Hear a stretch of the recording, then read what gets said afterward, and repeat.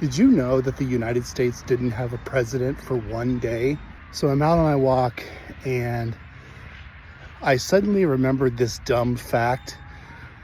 I don't know why I care so much about this fact, but I'm a big presidential history nerd, and so I thought I would share it. So back in 1849, James K. Polk was the outgoing president, and Zachary Taylor, who was a war hero in the Mexican-American War, was the incoming president.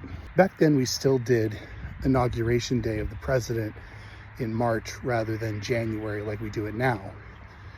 And James K. Polk's term was set to expire on March 3rd, which fell on a Sunday. Zachary Taylor was a bit of a religious man, and he did not want to be sworn in on the Sabbath. So he decided he was going to be sworn in the next day on March 5th, which means that on March 4th, 1849, the United States didn't have a president.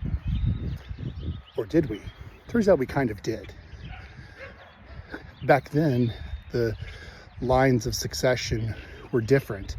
And so the next in line after Polk, because he and his vice president were both now out of office, would have been the Senate pro tempore.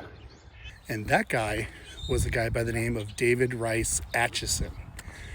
And technically, he was the president of the United States for one day. In fact, on his grave, where he's buried in Missouri, it even says that he was the president of the United States for one day. Now, he didn't actually take the oath.